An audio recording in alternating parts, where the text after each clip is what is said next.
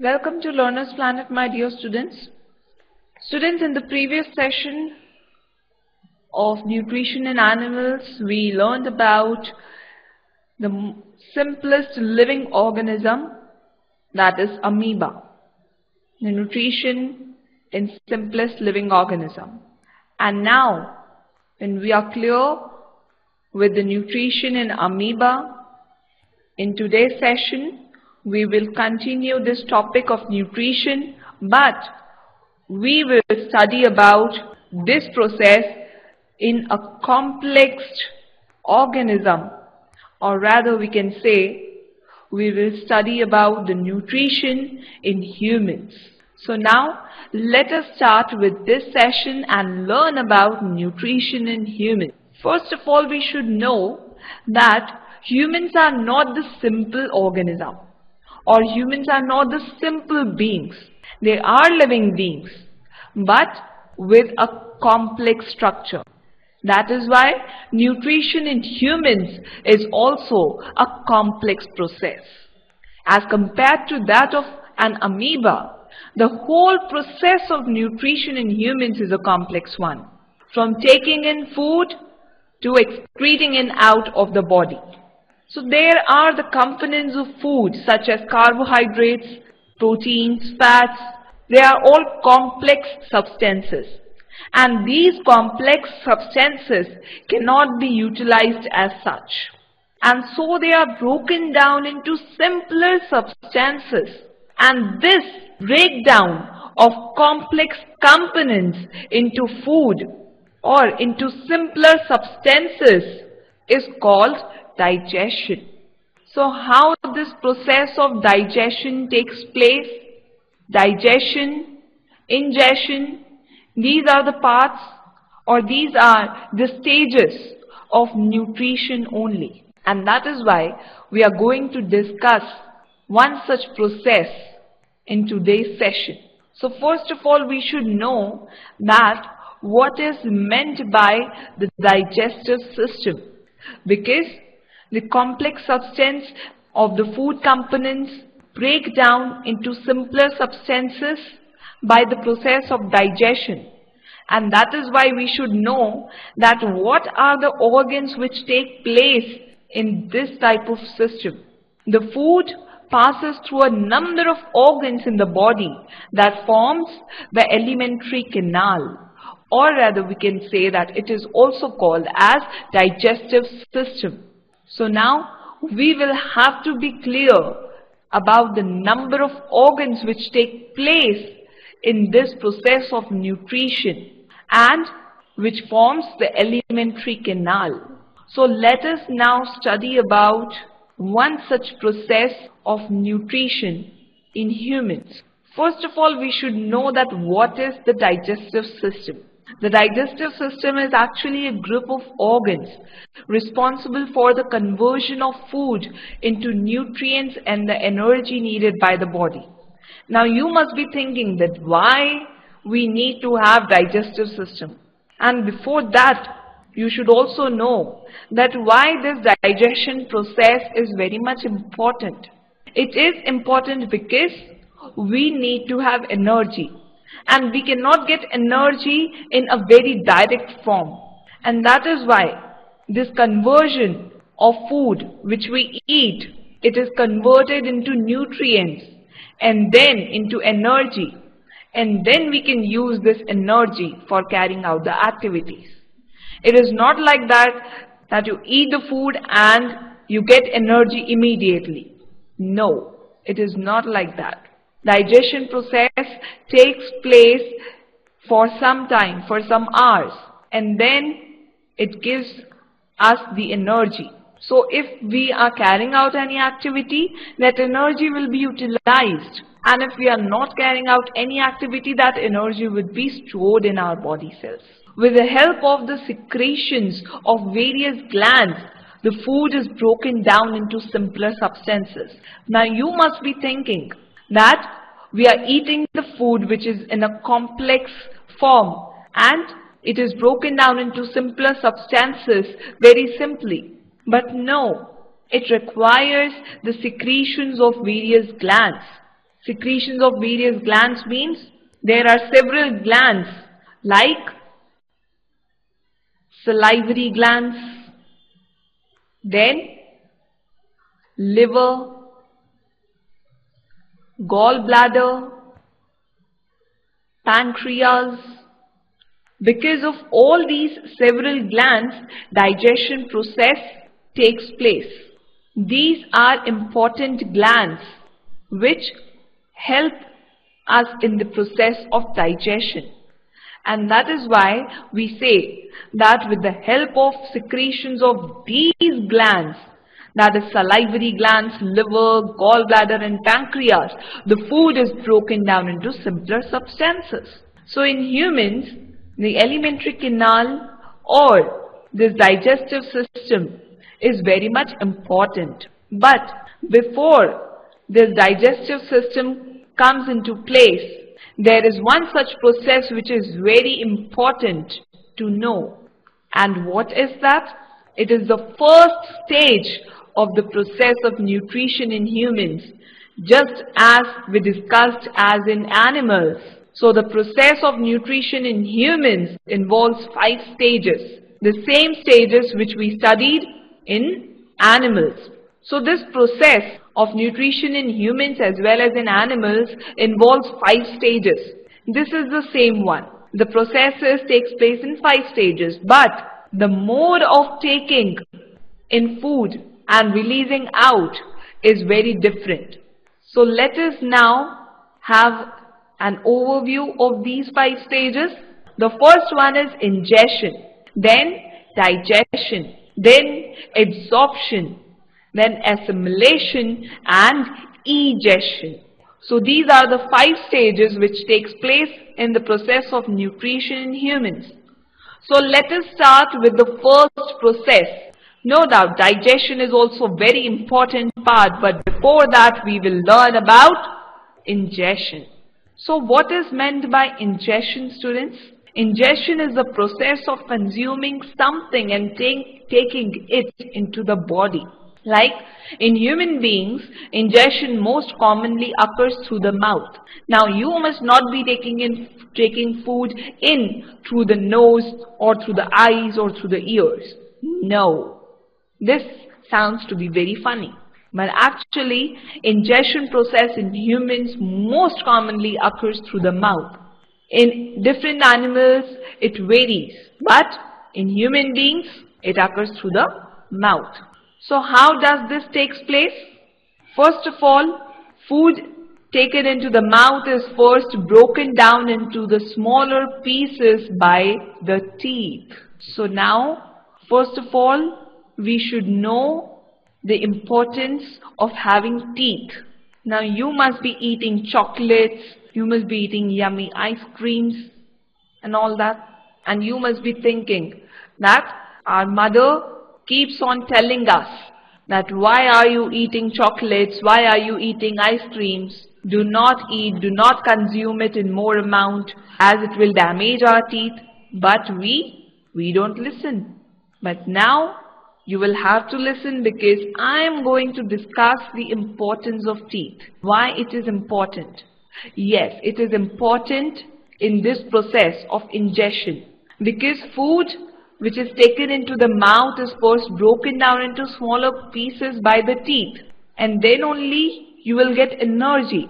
And when you will get energy, you will be able to play your favorite sport. You will be able to play the favorite games on the computer. So listen to your mother and feel the importance of the teeth. Take care of your teeth. Now let us get back to the track. What is actually teeth important for? Most of us take our teeth for granted until something goes wrong. Our teeth actually help us chew our food, making it easier to digest. It plays an important role in speech and impact our health overall. And by brushing up on our dental health knowledge, we will be taking the first step toward giving our teeth the attention they deserve. So this is one such image of our teeth. Now we will discuss about this tooth anatomy. Teeth means it is a plural form, and we are now going to discuss about tooth. This is the tooth anatomy. Students, an adult human being has 32 teeth, 16 in each jaw. Our mouth has 4 different kinds of teeth, and each tooth is covered with a hard substance called enamel. So this is enamel, which is very hard substance which protects our gums. Beneath that is dentine, which is somewhat soft part of a tooth. Beneath that is pulp, which have many branches. Beneath that is the gums. So our teeth are actually embedded in the gums. Healthy gums are a must for healthy teeth. And beneath that is a bone, which protects our gums as well as our teeth. The enamel, dentine and pulp actually comes in the category of one such part of our tooth that is called as crown, and this is referred to as root. Like the plants have root and shoot system, we have our teeth structure have root and crown system. Crown means which are above the gums. That means pulp, dentine and enamel.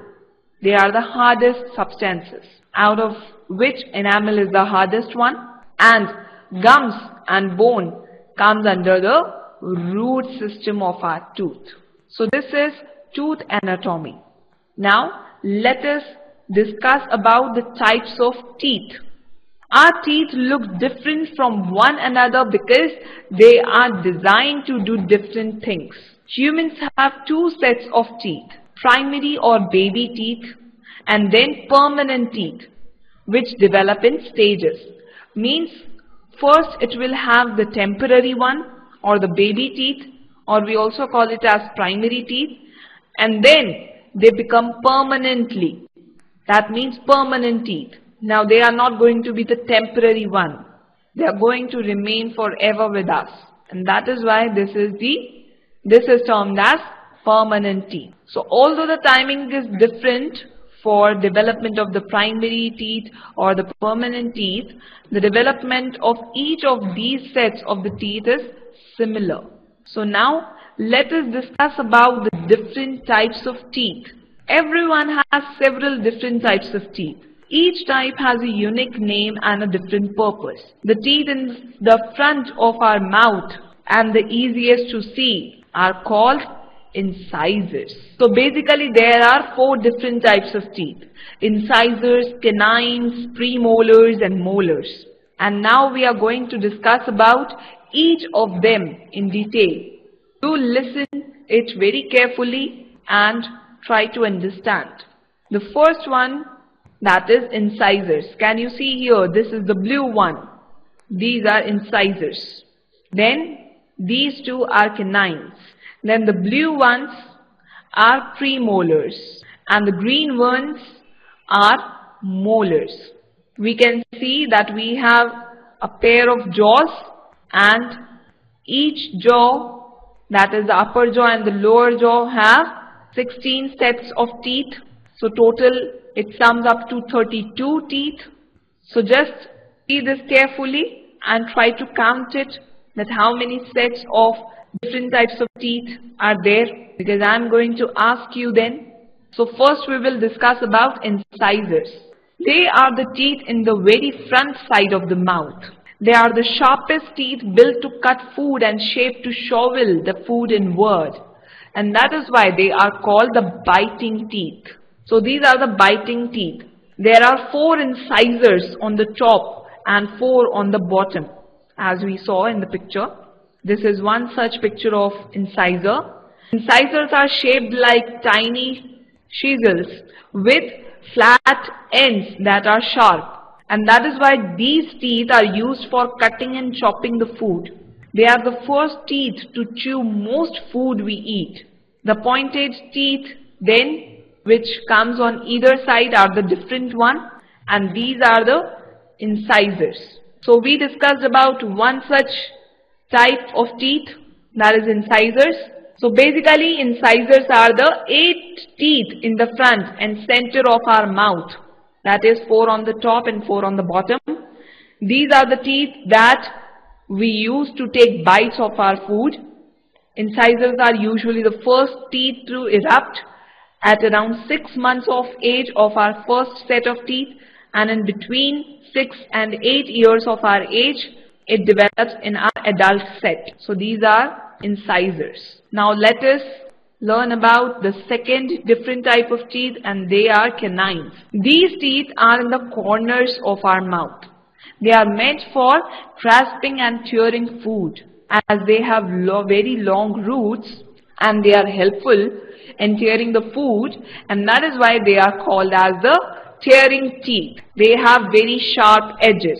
That means these are the pointed teeth which are present on either side of our incisors, and people have a total of 4 canine teeth, 2 on the top, 2 on the bottom. Because they are pointed and sharp, they are used to tear the food. So basically our 4 canines are the next type of teeth to develop. Means these are our sharpest teeth and are used for ripping and tearing food apart. And that is why many carnivores have canines designed for tearing the food. Primary canines generally appear between 16 and 20 months of age with the upper canines in the upper jaw, and then it forms in the lower canines, that means the lower jaw. So in permanent set of teeth, the order is reversed. The lower canines erupt around at the age of 9, with the uppers arriving between 11 and 12 years of age. So this was all about canines. Now let us discuss about the third type of teeth, and that are premolars. Premolars are located just behind our canine teeth. Premolars have a more flat chewing surface because they are meant for crushing the food. They have broader grinding surfaces, and therefore they help in chewing and grinding of food. So we can say that next to our canine teeth are the premolars. We have basically 8 premolars in all, 4 on the top, 4 on the bottom. And they have a completely different shape than both of the incisors and canines. That is because premolars are bigger, stronger, and have ridges, all of which makes them perfect for crushing and grinding the food. These are the premolars. They are used for chewing and grinding food, and the first premolars appear around the age of 10, and second premolars arrive about a year later. So this was all about premolars, and now we will discuss about molars, the last set of teeth. Molars are the last teeth towards the back of our mouth. Molars are much bigger than the premolars and have bigger, flatter chewing surfaces because their function is to chew and grind the food into smaller pieces. So finally here we have our molars. We have 8 of these, 4 on the top, 4 on the bottom, and molars are actually the toughest of all the teeth. They are wider and stronger than premolars, and they have more ridges, as you can see here. Molars work more closely with our tongue to help us swallow food. The tongue actually sweeps chewed food to the back of our mouth, where the molars grind it until it is mashed up, and it is then ready to be swallowed. So basically we can say that primary molars are used for chewing and grinding food, and these appear between 12 and 15 months of age. So these molars are replaced by the first and second permanent molars.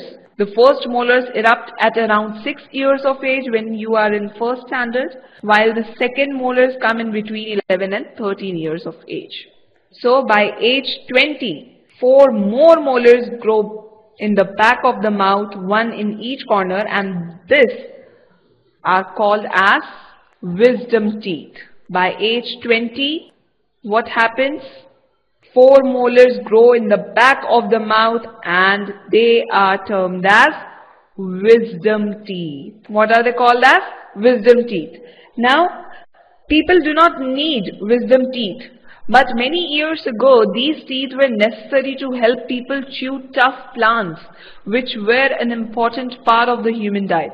Because at that time, in the ancient time, the primitive man, they were not knowing about what type of diet we should take in, what nutrients are essential for our body. So at that time, this wisdom teeth were present. They were necessary to help people chew tough plants. So that was an important part of the human diet in those days. Now many people get their wisdom teeth pulled by a dentist.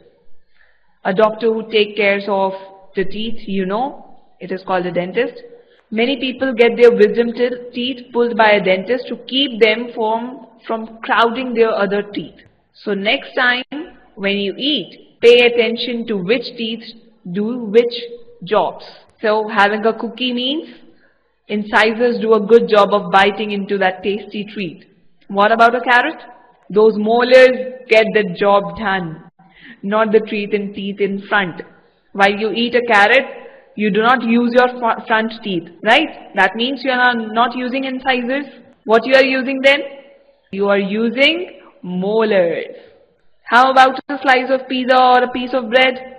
Which teeth is doing the job now? While you are eating a slice of pizza or a bread?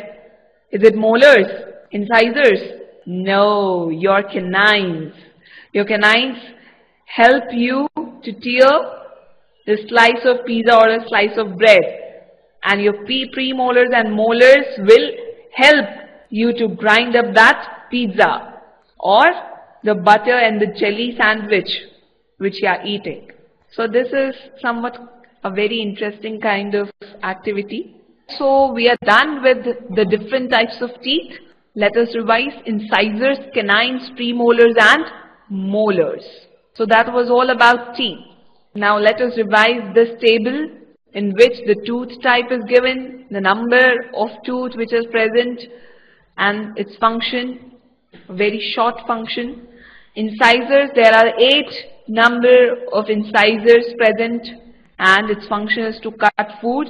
There are 4 canines present, 2 in upper jaw, 2 in lower jaw, which is very much important to tear the food. There are 8 premolars, 4 in the upper jaw, 4 in the lower jaw to pierce and tear food. And there are 12 molars to crush and grind the food. So that was basically about the teeth. Now, you must be thinking that how important our teeth is. So we should take care, right? So this teeth and tongue, this all comes in the process of ingestion only. Because food is taken into the body via the mouth and then it is chewed by the teeth. So during chewing, the food breaks into smaller pieces and mixes with the saliva. So we have basically different types of teeth which helps us in breaking down food into smaller pieces. But not only teeth helps, but tongue also helps us in this thing. Like I said, that the smaller pieces, the food substances which break down into smaller pieces mixes with the saliva. So where does this saliva comes? Yes, it comes in this topic of tongue. So what is basically tongue, students? Yes, the tongue is a fleshy muscular organ present in the mouth. The tongue helps to mix saliva with the food while chewing. And so we can say that the tongue is also a very important sense organ and has taste buds. Because we have taste buds, that is why only we are able to know that what kind of food it is tasting. Did you ever wonder why your favorite foods taste so good? Well, you can thank your taste buds for letting you appreciate the saltiness of seafood and sweetness of ice cream. So what are actually taste buds? Let us see. Sweet, salty, sour, bitter, all this we are able to know, which are present on the tongue. So basically we can say that taste buds are the sensory organs that are found on our tongue, and it allows us to experience tastes that are sweet, salty, sour and bitter. So how exactly do our taste buds work? How taste buds work? Well, stick out your tongue and look in the mirror. You can see these bumps So what are all these bumps? They are papillae. What they are termed as? Papillae. And because of this papillae, most of them contain taste buds, and taste buds have actually very sensitive microscopic hairs, because of which we are able to know, and by which these tiny hairs send messages to the brain about how something tastes, and that is why we are able to know when we get back the message from the brain that it is sweet, sour, bitter or salty. So this is all about the taste buds. The average person has about 10,000 taste buds, and they are replaced every 2 weeks or so. But as a person ages, some of those taste cells don't get replaced, and an older person may have only 5,000 working taste buds. That is why certain foods may taste stronger to you than they do to adults. And whenever we have cold or allergies and our nose is stuffy, we might notice that our food doesn't seem to have much flavor. Why this happens? That's because the upper part of our nose is not clear to receive the chemicals that actually triggers our brain. And when our brain is not able to get the message from these taste buds which have the tiny hairs, we are not able to get the message back from our brain, and that is why we are not able to sense. And that is why whenever we are ill or we are sick, flavor of the food doesn't seem to have much interesting, right? And that is why we say that what kind of food is this? But actually it is us who is not sensing the right flavor, the right taste. So try holding your nose the next time you eat something. You will notice that your taste buds are able to tell your brain something about what you are eating, that it is sweet or sour, for instance, but you won't be able to pick the exact flavor until you let go of your nose. So next time when you chomp on an apple or slurp or any soup, say thanks to your tongue and to your nose, because without them, life wouldn't have any flavor. So that was all about our tongue, the taste buds, and this all includes in our ingestion process. So we are done with the ingestion.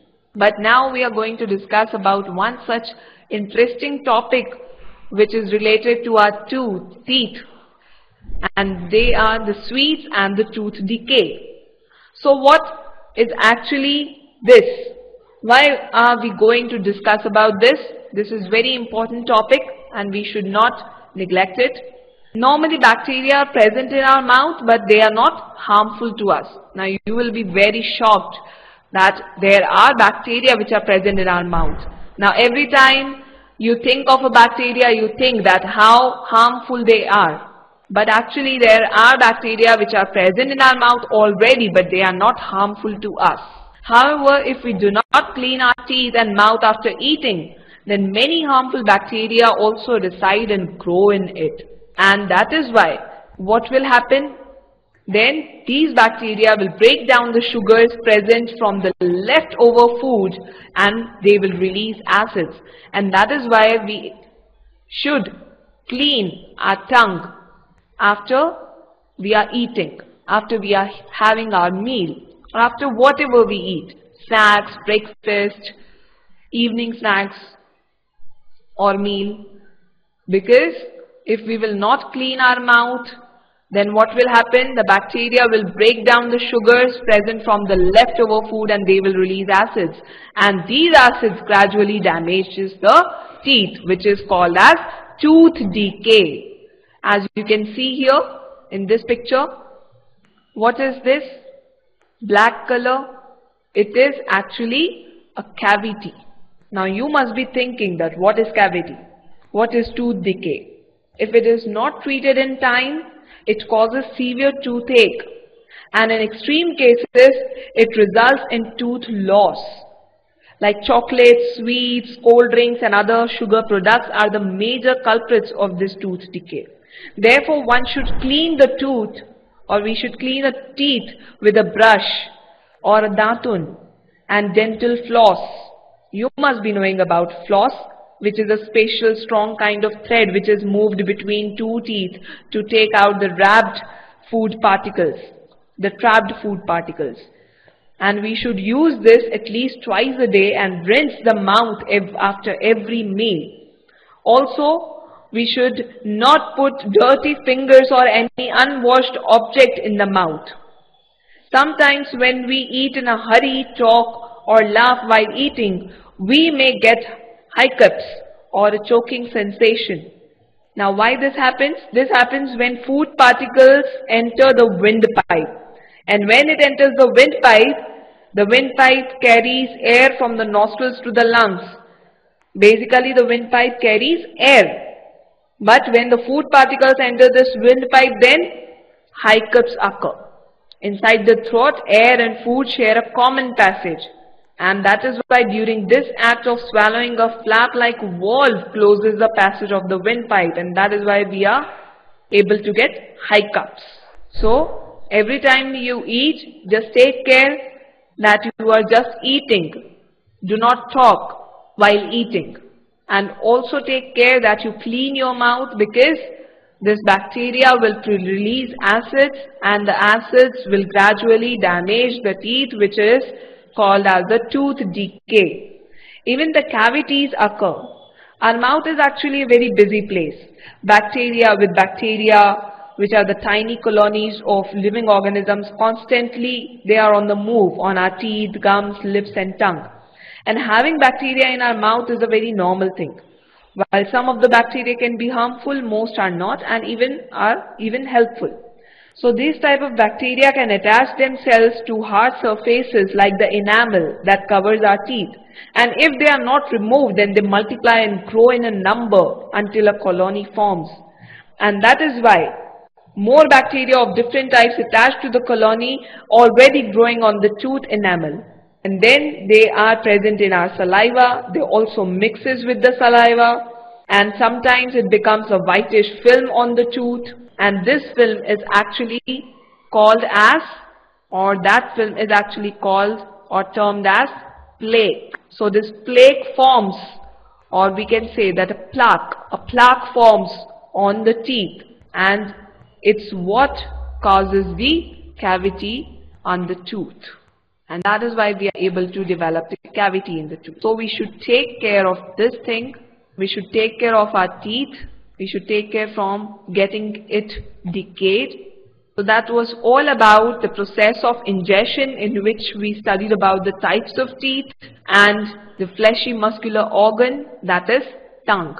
I hope you enjoyed today's session. We will learn more about the nutrition in humans, that is the second most important process, that is the process of digestion, in the next session.